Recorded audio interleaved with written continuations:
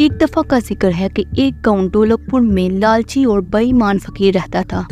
वो अपने तेज दिमाग से लोगों को ठगा करता था। गांव वाले उसे बहुत पहुंचा हुआ बाबा मानते थे और वो गांव वालों को बेवकूफ बनाकर उनसे पैसे लेता और उसे वो अपनी पोटली में जमा करता था।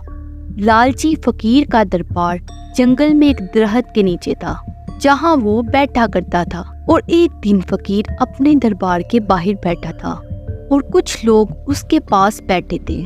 बाबा फकीर, आंखें खोलिए। मैं गाँव का एक गरीब किसान हूँ। मैंने सुना है आप में जादुई शक्तियाँ हैं। मुझे बताइए कि इस बार मेरी फसल कैसी होगी। अरे बताइए ना बाबा, है बाबा बताइए। अच्छा तो ये बात है, रुको अभी बताता हूँ। अपना हाथ आगे कर बच्चा। जी ये लीजिए बाबा जी। अपनी आंखें बंद कर बच्चा। मुझे अपनी कुदरती शक्तियों से तेरे मुस्तकबिल के बारे में देखना होगा।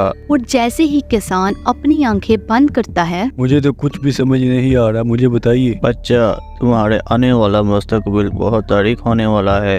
तुम्हारे इस साल की पूरी फसल खराब हो जाएगी बच्चा। लेकिन बाबा ये आप क्या बोल रहे हैं? आपके पास तो जादुई शक्तियाँ हैं। मुझे मुश्किल से निकालिए बाबा, आपके पास कोई तो हल होगा। मेरी फसल को खराब होने से बचा लीजिए। हल तो है बेटा, मगर इसके लिए हमें ऊपर वाले से तुम्हारे लिए दुआ करनी होगी, तभी तुम्हारी फसल बच सकती है। फकीर बाबा रहम कीजिए, आप महान हैं। अच्छा बाबा जी, मुझ पे रहम कीजिए और ये लीजिए कुछ पैसे, ये अपने पास रखिए। लीजिए, लेकिन मेरे लिए दुआ जरूर कीजिएगा। मैं फिर आऊँगा। मैं चलता हूँ। वाह बेवकूफ़ आदमी। लेकिन मुझे क्या, मुझे तो ये पैसे ही देकर गया।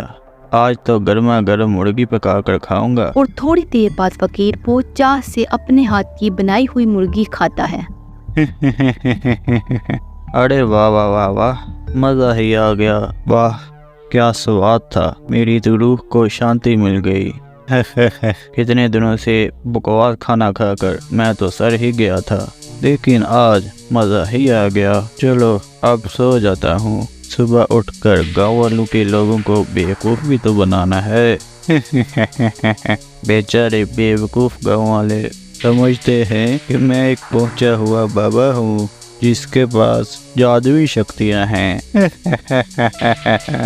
और अगली सुबह एक बिनिया फकीर बाबा के पास आता है और फकीर दरबार के पास बैठा होता है। फकीर बाबा की जय हो। बाबा, मैं आपके दर्शन करने के लिए एक साथ वाले गांव से आया हूँ। मैं एक बिनिया हूँ और आपके लिए अनाज की बोरियां लेकर आया हूँ। सुना है आप में जादुई शक्तियाँ हैं। बाबा मुझे आशीर्वाद दीजिए, मेरे घर रिज़्क की कभी तंगी ना आए। ऐसा ही होगा बच्चा, मेरा आशीर्वाद हमेशा तेरे साथ है। तुम्हारे पास अनाज की कभी कमी नहीं होगी। बहुत बहुत शुक्रिया बाबा, बहुत बहुत शुक्रिया। अच्छा, मैं आपके लिए कुछ अनाज की बोरियां लाया हूँ, आप उसे रख लीजिए बाबा। और ये बात सुनकर फकीर बाबा खुश हो जाते हैं। अरे वाह वाह वाह वाह, अनाज की बोरियां। चलो आज इन सब को बेचकर बहुत ज़्यादा पैसा आ जाएगा। वाह वाह वाह वाह, क्या बात है। और तभी बिनिया फकीर बाबा को बोरियां देता है।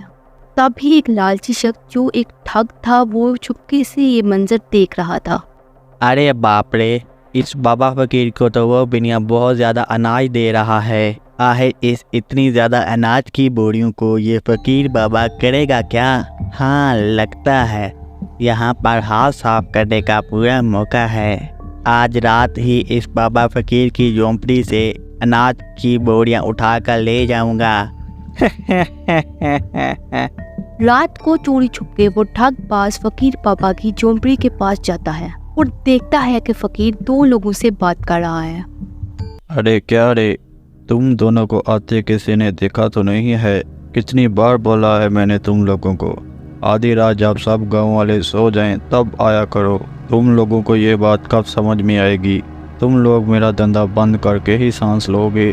क्या जानते नहीं हो गांव वाले मुझ पर कितने यकीन करते हैं, समझते हैं कि जादुई शक्तियां हैं मुझ में। बेचारे बेवकूफ़ गांव वाले।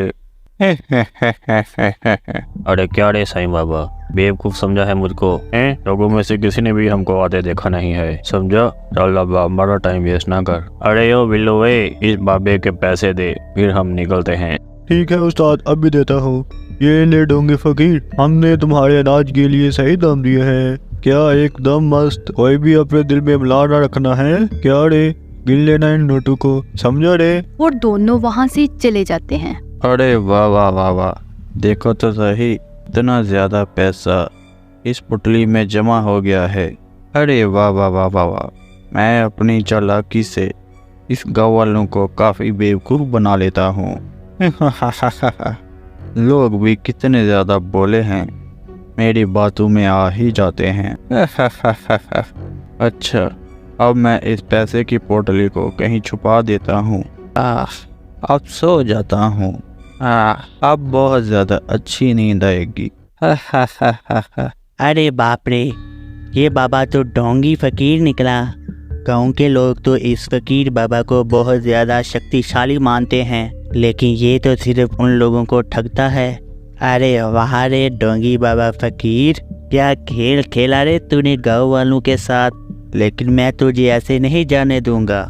मेरा नाम भी जग्गी ठग है। बोले तो ठगों में से सबसे बड़ा ठग जग्गू ठग। देखना बाबा फकीर, कैसे तेरी अकल टकाने आती है। और अगली सुबह वो ठगबाज आदमी अपने फटे कपड़ों में फकीर बाबा के पास आता है। अरे बाबा फकीर महाराज, मेरी मुश्किलात हल कीजिए। मैं बहुत ज़्यादा तकलीफ़ में हूँ, बराए मेहरबानी मेरी मदद कीजिए। मैंने सुना है कि आप सबके दुखों को सुनते हैं। मुझ जैसे गरीब पर भी रहम कीजिए बाबा जी, मदद कीजिए बाबा जी। अरे क्या हुआ बच्चा, क्या हुआ तुमको, बताओ मुझको, क्या मसला है तुम्हें, हम तुम्हारी ज़रूर मदद करेंगे। बाबा फकीर, मैं एक बहुत ही ज़्यादा गरीब इंसान हूँ। मेरा इस दुनिया में कोई भी नहीं है। मैंने कई दिनों से खाना भी नहीं खाया बाबा जी। मैंने सुना है आप बहुत ज़्यादा पहुँचे हुए हैं बाबा जी। मुझे अपना गुलाम बना लीजिए बाबा जी। मैं आपकी खिदमत करके अपनी ज़िंदगी गुजार लूँगा बाबा जी। बस बदले में 2 वक्त की रोटी दे देना। अरे मुफ्त में एक खिदमत गुजार मिल रहा है, बेचारा कितना बोला लगता है। मैं इससे अपनी खूब सेवा करवाऊंगा। हाँ, रख ही लेता हूँ इसे अपने पास, बेचारा मूर्ख इंसान। अरे अरे बच्चा, अगर तुम्हारी ख्वाहिश है कि तुम मेरे पास रहकर मेरी खिदमत करो तो मुझे कोई इतराज़ नहीं है। बच्चा, तुम मुझे एक अच्छे इंसान लगते हो और ऊपर वाले का फैसला है कि मैं ज़रूर तुम्हारी मदद करूं। आज से तुम मेरे साथ मेरे ही झोंपड़ी में रहोगे। और ये बात सुनकर ठगबाज खुश हो जाता है।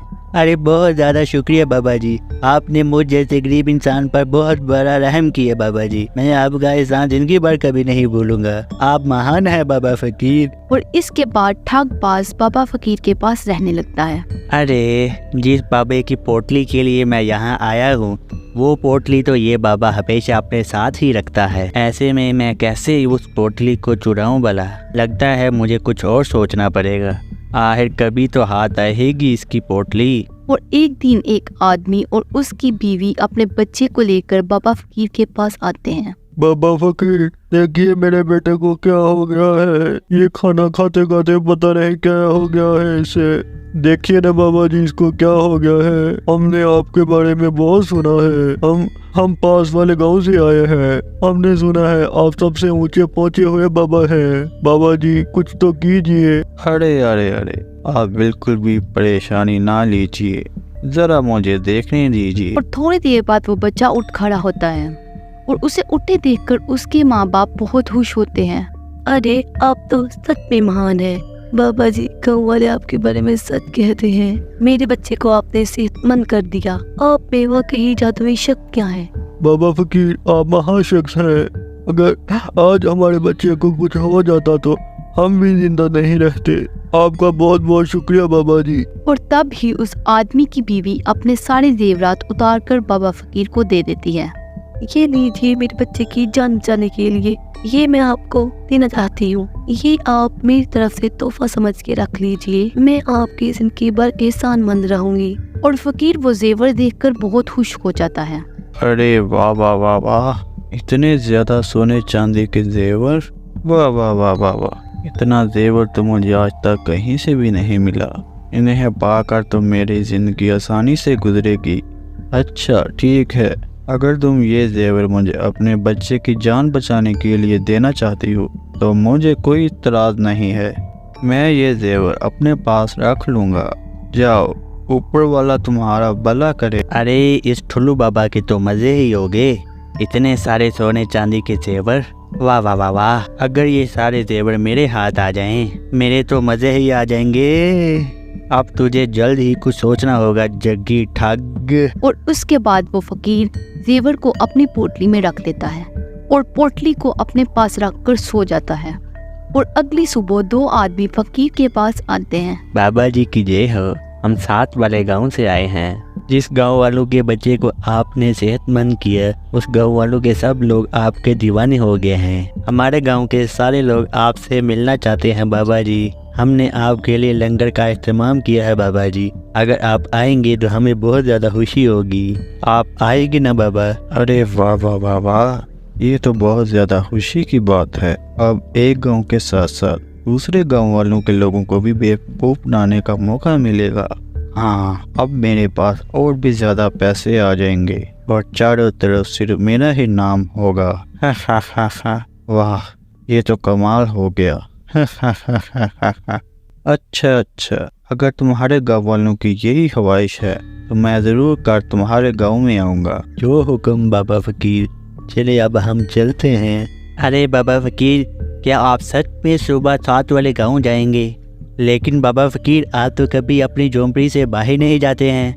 अरे बेवकूफ़, ये सच है कि हम कभी अपनी झोंपड़ी छोड़कर नहीं जाते, लेकिन 7 वाले गांव के लोगों ने बड़े प्यार से मुझे अपने गांव में बुलाया है, तो ऐसे में ऊपर वाले का फैसला है कि मैं ज़रूर वहां जाऊं। और मैंने सोचा है कि मैं कल ज़रूर वहां जाऊंगा और तुम भी मेरे साथ कल गांव में चलोगे। और ठाकबाज ये बात सुनकर जरा हैरान हो जाता है। क्या आप मुझे भी अपने साथ ले जाना चाहते हैं? जो हुक्म आपका बाबा फकीर, मैं आपके साथ ज़रूर चलूँगा। हाँ। और अगले सुबह बाबा फकीर अपनी पोटली को लेकर उस ठाकबाज आदमी के साथ अगले गांव के लिए रवाना हो जाता है। और वो जंगल के रास्ते से जा रहे होते हैं और अचानक चलते हुए बाबा फकीर एक गड्ढे में गिर जाता है। और गड्ढे में गिरते ही बाबा फकीर के सारे कपड़े कीचड़ से गंदे हो जाते हैं। अरे बाबा फकीर, गड्ढे में गिरने से आपके पूरे जिस्म पर मिट्टी लग गई है। अगर ऐसे में लोग आपको देखेंगे तो कोई भी आपको पहचान नहीं पाएगा। यही पास में एक नदी है, आप जाकर वहाँ नहा लीजिए। और तो और कितनी बदबू भी आ रही है। नहीं, मैं ऐसा हरगिज़ नहीं कर सकता। मेरे पास पैसे की पोटली है, अगर मैं नहाऊंगा तो ये सारा पैसा बर्बाद हो जाएगा। नहीं, मैं ऐसे ही आगे जाऊंगा। अरे बाबा फकीर, आप अपनी हालत को तो देखिए। मैं तो खुद आपको पहचान नहीं पा रहा हूँ। कहीं ऐसा ना हो 7 वाले गांव वाले भी आपको पहचान ना पाएं और आपको धक्के देकर गांव से ही निकाल दें। नहीं बाबा फकीर, मुझे लगता है आपको नहा ही लेना चाहिए। और ठगबाज की बातें सुनकर फकीर सोच में पड़ जाता है। अच्छा तो ठीक है, अगर तुम चाहते हो कि मैं एक दफ़ा नहा लूँ तो मैं ज़रूर नहा लूँगा। चलो मुझे नदी के पास ले चलो। जैसा होगा बाबा जी आपका। चलिए आप मेरे साथ। ये देखिए बाबा जी, ये रही नदी। चले अब आप नहा लीजिए बाबा जी। अच्छा तो ठीक है, लेकिन सबसे पहले मैं अपने पैसे की पोटली को कहीं छुपा देता हूँ। हाँ। और इसके बाद फकीर को एक बड़ा पत्थर मिलता है। हाँ, ये जगह ठीक रहेगी पैसे की पोटली को छुपाने के लिए। मैं उस बड़े पत्थर के पीछे पैसे की पोटली को छुपा देता हूँ। और तब ही ठगबाज उस पत्थर के पीछे जाता है और वो पोटली उठाते हुए। आखिरकार वो दिन आ ही गया। मैं बहुत ज़्यादा थक गया था इस ढोंगी बाबे की खिदमत कर करके। वाह वाह वाह वाह, कितना ज़्यादा पैसा हाथ आ ही गया। हाय, कितना ज़्यादा पैसा है। अब पता लगेगा इस ढोंगी को। बहुत सेवा कराई है ना मुझसे, अब आएगा मज़ा। बोले तो ठगू में सबसे बड़ा ठग जग्गी ठग ही है। इससे पहले कि वो बाबा यहाँ आ जाए, मुझे चाहिए कि मैं यहाँ से चलता बनूं। और ठगबाज वो पोटली लेकर वहाँ से भाग जाता है। और तब ही फकीर नदी से बाहर निकल कर आता है। अरे वाह वाह वाह वाह, नहाकर तो मुझे बहुत ज्यादा राहत मिली। नदी का पानी तो बहुत ज्यादा ठंडा था। मजा ही आ गया। मजा ही आ गया सच में। फकीर आगे पीछे देखता है लेकिन ठगबाज आदमी नजर नहीं आता। और फकीर घबरा जाता है और वो ये देखकर हैरान हो जाता है कि उसकी पोटली भी वहाँ नहीं है और वो ये समझ जाता है कि वो ठगबाज आदमी इसकी पोटली लेकर भाग गया है। हाय हाय, ये क्या हो गया? सालों से लोगों को बेवकूफ़ बनाकर जो मैंने पैसा कमाया वो कोई और बेवकूफ़ इंसान ले गया। नहीं नहीं, ये क्या हो गया? मैं तो बर्बाद हो गया। लगता है ऊपर वालों ने मुझे मेरे किए की सज़ा दे दी। अरे ये क्या हो गया? और किसी ने ये सब सच ही कहा है कि हराम का पैसा कभी नहीं टिकता।